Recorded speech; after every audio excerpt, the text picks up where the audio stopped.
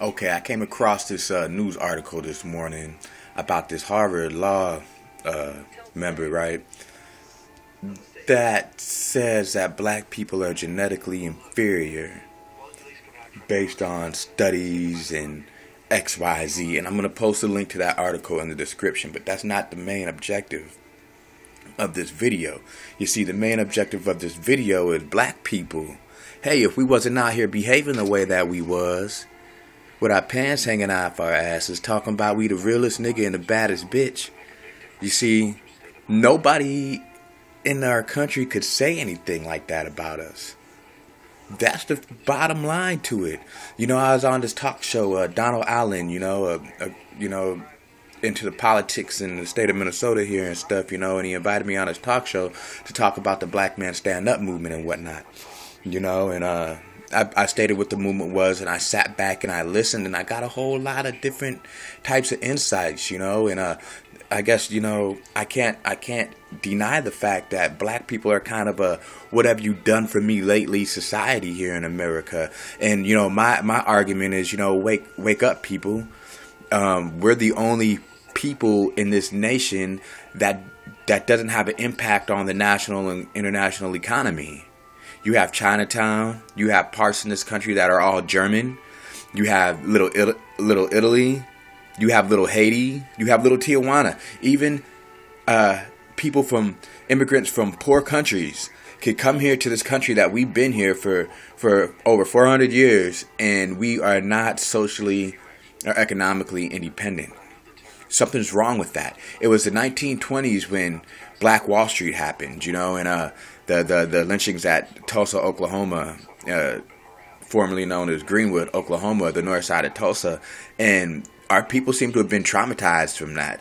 Welfare didn't even exist before then. These were people that actually picked up hammer and nails and saws and went somewhere and built a town and laid a foundation down with the thoughts of planning something that their future generations could have and rely upon, so we didn't have to rely off of the government or our former slave masters at the time. And we lost sight of that, and I could sit here and say, oh, the Ku Klux Klan did XYZ, but you got to think that this is close to 100 years ago.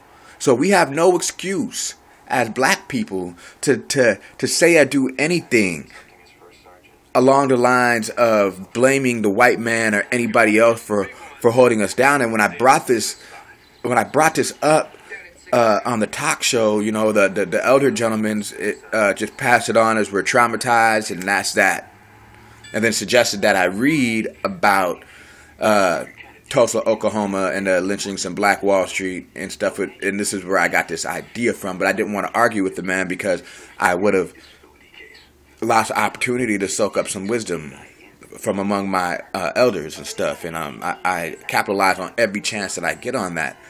But, our mind states are not on getting rich to generate jobs in our community and new homes and schools and hospitals, and our minds isn't in the thought isn't in the mind of the young people to actually be people that can function as these roles in our society, so we can have businesses and become self-sufficient. Back in them days, they called it Nigga Town, and they'd post all these horrible things in the newspaper about Nigga Town, or pretty much just focus on the negative aspect of that community, and would say nothing good about the accomplishments and stuff. I wasn't taught about Black Wall Street. I found it through meditation, and like something happened, and on the anniversary of Black Wall Street happening, I typed in that day in Google, and right at the top of the list of the exact day that my spirit was troubled about something bad happened in history today, I find out exactly what it was on the 89-year anniversary. When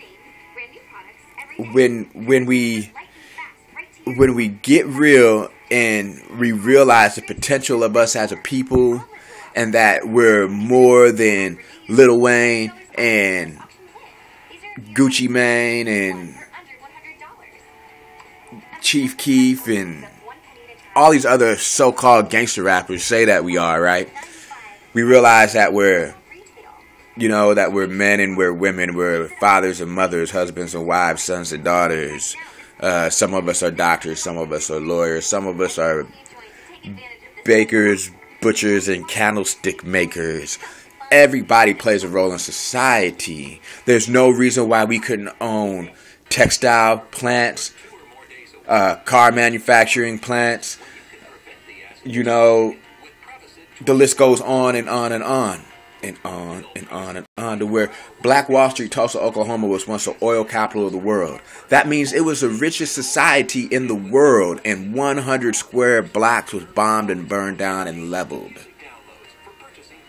I do not believe that for a second anything like that could happen in today's society. But I believe that we sit here and use that it could as an excuse to not get up and do something, but continue to dumb ourselves down. That's why this lady who said that we are inferior genetically or whatever, I'm not mad at her from coming to that conclusion, because when I see some of the way that my people behave, I'm wondering what the fuck is wrong with us. We have to take into account fetal alcohol syndrome, people being born addicted to drugs. And we can't get mad at anybody else for pretty much calling us out on how we treat ourselves. So, Black America, if you don't like that article, do what you gotta do to do something about it. Quit asking what has the government done for you lately, and ask yourself, what have you done for yourself, for your community, for the future of your children? So we don't have to rely off of EBT and Uncle Sam's titty no more. Hey, I know the truth hurts, but if the shoe fits, lace it up. If it makes you look ugly, homeboy, get a makeover. I'm EB, I'm out.